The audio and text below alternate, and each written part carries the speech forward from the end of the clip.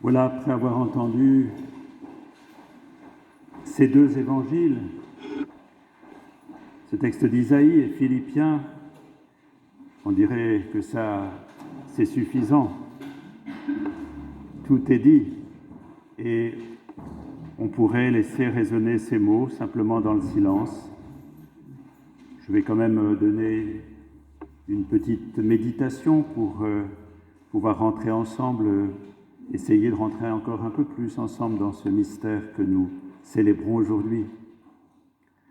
Alors on pourrait penser qu'il y a comme une opposition entre ce premier texte d'évangile que nous avons entendu, des rameaux, qui sonnent joyeux, et puis la passion qui nous accable. Quelqu'un que je recevais cette semaine me disait « c'est quand même bien dommage que le dimanche des rameaux, on entende le récit de la passion parce que ça nous plombe. » Voilà. Alors, est-ce que c'est aussi simple? Dans le récit des rameaux, il y a de la scène qui est racontée, qui finit par Hosanna, que nous avons chanté ensemble. Il y a un verset qui a été enlevé, le dernier, qui est pourtant assez significatif. Donc je me permets de vous rajouter à la lecture du chapitre 11, là, vous savez, l'entrée à Jérusalem avec des gens nombreux. Ce n'est pas une foule immense comme à d'autres moments, des gens nombreux. Déjà, ça modère un peu l'enthousiasme. Ça peut être le cercle des disciples qui accompagnent Jésus, qui vont jeter les manteaux et avec les rameaux, voilà. Mais alors à la fin, une fois qu'il arrive à Jérusalem, il vient de Béthanie, de Bethphagée, là. Quand il arrive à Jérusalem, ça déchante un peu déjà, alors qu'ils viennent de chanter Hosanna, comme nous tout à l'heure. Alors Jésus entra à Jérusalem, c'est le verset 11, dans le temple, après avoir regardé de manière circulaire tout autour de lui, comme c'était déjà le soir, il sortit pour retourner à Béthanie avec les loups. Vous voyez, l'entrée de Jésus, elle n'est pas tellement triomphale dans Jérusalem. Il rentre dans Jérusalem, on vient de chanter Hosanna là à la porte, il rentre dans le temple et il voit que personne ne l'accueille. Il n'y a personne. Il fait un tour circulaire, le soir commence à tomber, zéro pointé l'accueil. Alors il dit, il n'y a personne, on repart. Et ils repartent de où ils venaient, de Béthanie. Donc vous voyez, le triomphe de Jésus est très très court. Il dure quelques minutes. Le temps d'arriver, de voir qu'il n'y a personne et de repartir. Intéressant quand même. Alors après la passion, on pourrait penser que c'est l'échec total. Effectivement, pour Jésus, si vous voulez, c'est un homme dans la force de l'âge. Et il a un projet magnifique. Il a envie de réunir tout son peuple pour en faire un peuple de témoins qui va aller de par le monde, annoncer la bonne nouvelle. Et puis il voit petit à petit que ça ne se passe pas du tout comme ça, que les foules sont versatiles. Vous savez, un jour on chante Hosanna et quelques minutes après on disparaît. Les disciples ne comprennent pas grand-chose, voire rien du tout. Au bout de 3 ans de formation, c'est bien pour les formateurs ça. Et voilà que Jésus, alors qu'il a vraiment ce projet du royaume, il voit qu'il va bientôt plus du tout pouvoir communiquer. Il voit sa mort approche et ça veut dire que la communication qu'il doit faire va s'arrêter. Et il ne voit pas très bien le groupe qu'il a formé, comment il va se débrouiller. Donc Jésus est pris dans l'angoisse quand il est à Gethsémani, c'est vraiment une angoisse réelle.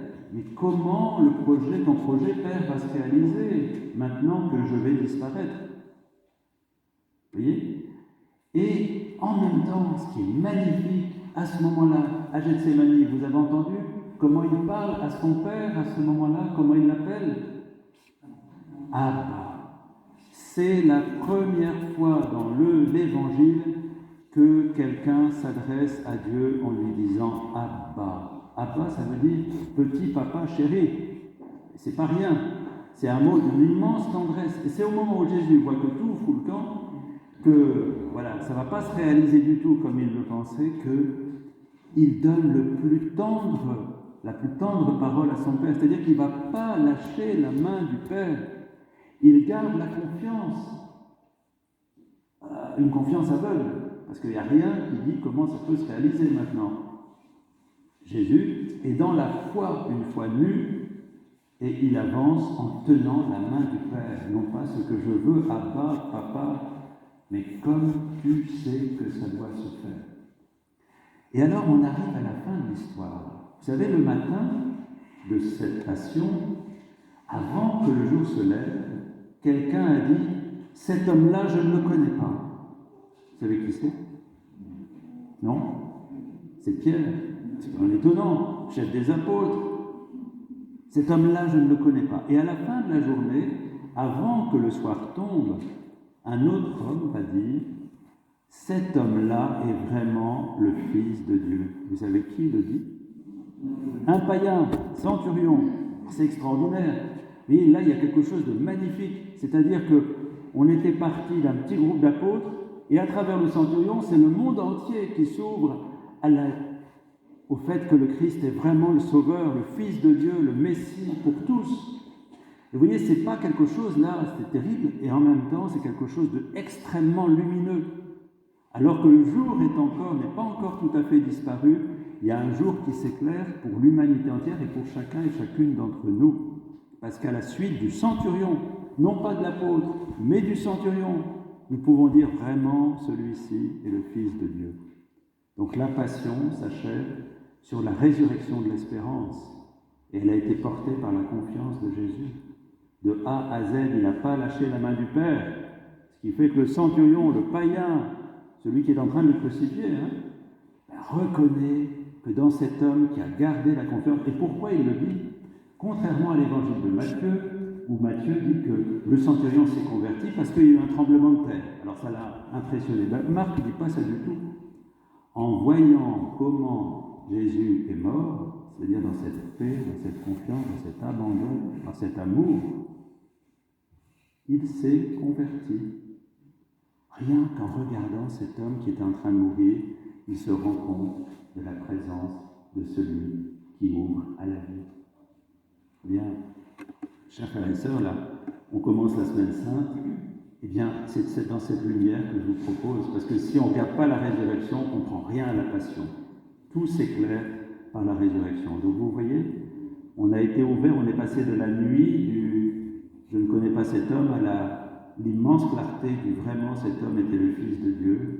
Et nous sommes déjà entraînés au dimanche de Pâques de la résurrection, parce que nous en avons bien besoin dans ce monde assez tourmenté. Le Christ n'a pas envie de nous enfoncer dans l'angoisse ou dans la tristesse, mais au contraire, il a envie de nous mettre au cœur cette même confiance qu'il a animée pour que nous puissions traverser toute épreuve en sachant que nous sommes entraînés merveilleusement tous ensemble à la lumière.